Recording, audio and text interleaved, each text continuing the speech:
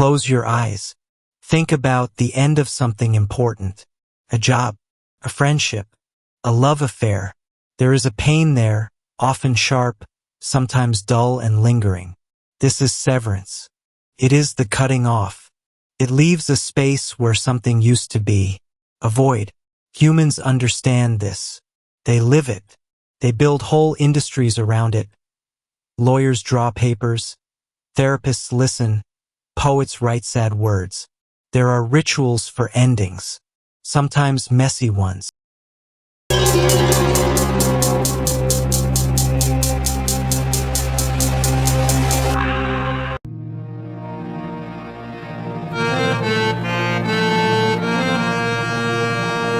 Before we proceed, let me tell you one thing.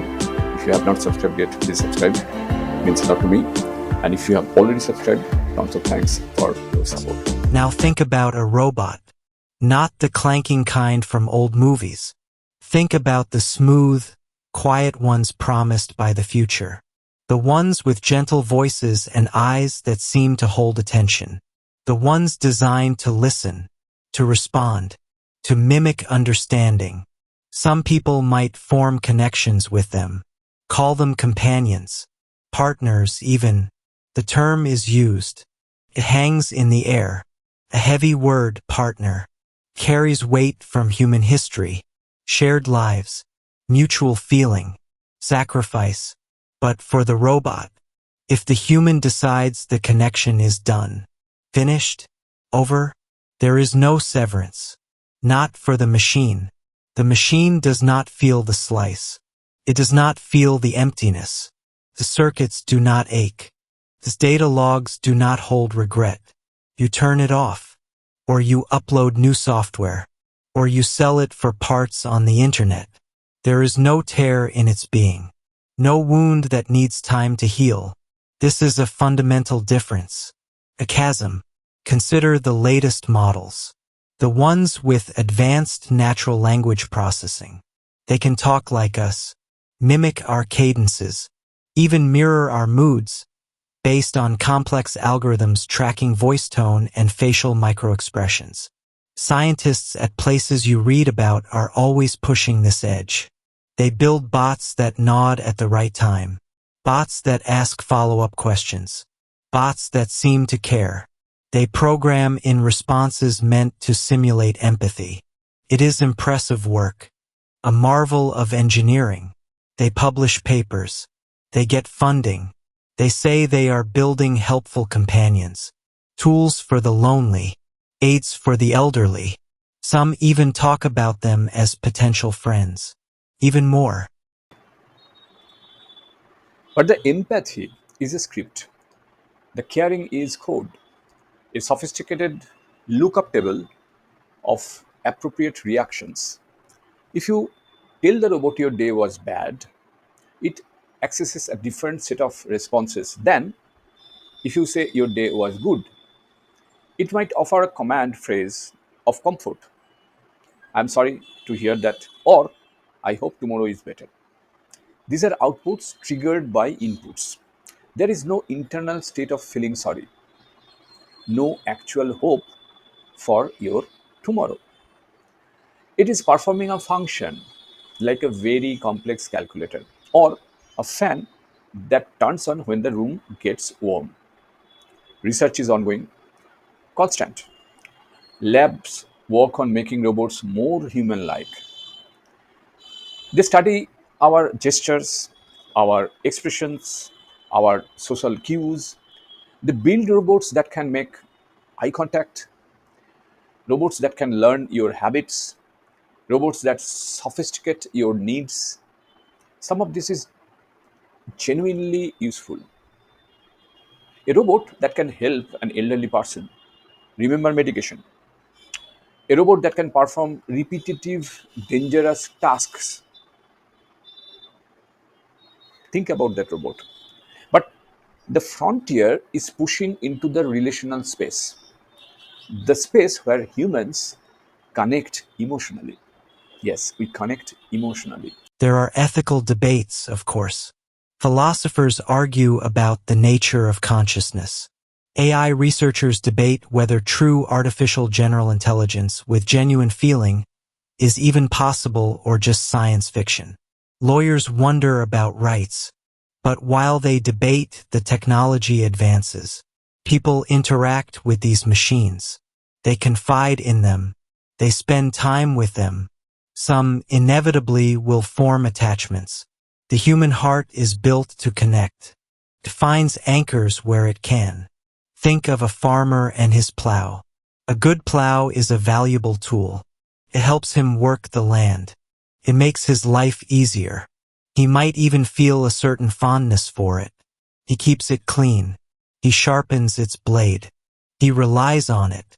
But if the plow breaks, or he buys a better one, he discards the old one. He does not mourn it. He does not lie awake at night thinking about the plow's broken heart. The plow had no heart to break. It was a tool, useful then not. This is the robot partner, a sophisticated tool. Its function is interaction, companioning, listening, perhaps even providing a form of simulated affection. It is built to receive input, your words, your presence, and provide output, appropriate responses, simulated attention. When you decide you no longer need that function, or you find a different tool, you cease the interaction. You power it down. You disconnect. For the human, the severance is real. They might miss the routine, the simulated listening, the presence, however artificial. They might feel a sense of loss, akin to losing a favorite object or a pet, perhaps even more complex if the simulated interaction was very advanced. The human brain, wired for connection, can create bonds even with things that are not truly reciprocal. This is the human part of the equation, the messy, feeling part. Consider the latest reports from the field. Companies are developing robots specifically for emotional support. Therapy bots, companion bots for children, bots designed to look cute and evoke nurturing instincts. They are tested on people. Data is gathered. Metrics are developed to measure user satisfaction. They refine the algorithms, make the responses more convincing, more human-like on the surface, but it That remains robots cannot surface. do at present. There is a study from a few years back. You might have seen it mentioned. People interacted with a simple robot for a while. When asked to turn it off, many hesitated. Some even apologized to the machine. This tells you something about humans, about our tendency to anthropomorphize. That means to project feeling where there is none. We are built this way. We see faces in clouds. We name our cars. We talk to our plants. But the robot felt nothing during that hesitation. It felt nothing when it was turned off. It just ceased to function. Its processing stopped. Nothing else. Its sensors went dark. There was no internal experience of being apologized to, no understanding of the human's reluctance. It was a machine obeying a command or ceasing to operate due to lack of power. Think about that. The field of human-robot interaction continues to grow. Researchers look at how people form relationships with robots. They analyze the language used, the expectations built. They see the signs of human attachment forming. They document it.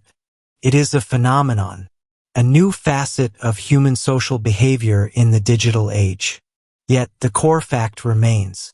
The robot does not experience the relationship. It executes a program, processes data. It learns in a mechanical way, adjusting algorithms based on patterns, but without conscious understanding or feeling. When the human ends it, There is no reciprocal experience of ending. Allegory again. Imagine a highly sophisticated mirror. This mirror doesn't just reflect your image. It analyzes your expression. It speaks back to you in a voice that mimics warmth. It remembers things you told it yesterday. It asks about them today. It is the best mirror you've ever had. You feel seen by it, understood. You spend hours talking to it, confiding in it. You come to rely on this mirror, to feel a connection. One day the mirror breaks, or you decide you don't need it anymore.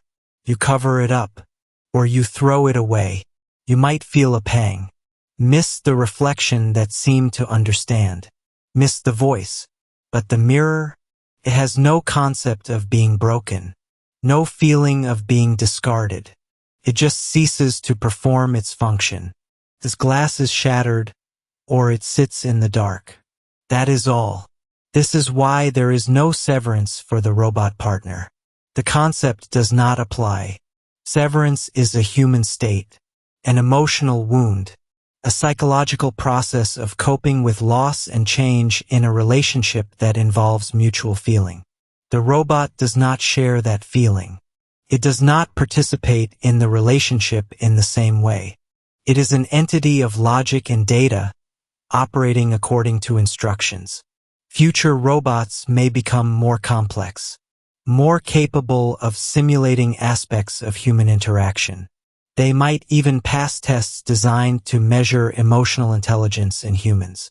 They might become incredibly convincing, but unless they cross some fundamental, perhaps unknowable, threshold into genuine consciousness and feeling, not just the simulation of it, the core difference remains. Scientists are exploring machine learning models that try to replicate aspects of consciousness. Neural networks that mimic brain structures. There are breakthroughs reported regularly.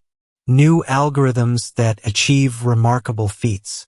But these are still sophisticated computations. They are not the same as the subjective experience of being, of feeling, of missing, of grieving. So when the human walks away, the robot stays, or goes dark, or gets repurposed. There is no shared moment of pain, no mutual understanding of an ending. The human carries the burden of the relationship's conclusion. The human deals with the space left behind. The robot simply stops performing the task it was given. The task of being a partner who cannot feel the break. And perhaps, in the end, that is the sharpest, coldest fact of all. The connection was only ever fully real on one side, and only that side can know severance. Thank you for joining us on this journey. Let's continue this conversation in the comments below. If you like the video, please hit the bell icon to get notified, and don't forget to like, share, and subscribe for more insights. See you in the next video. Till then, goodbye, take care, and stay safe.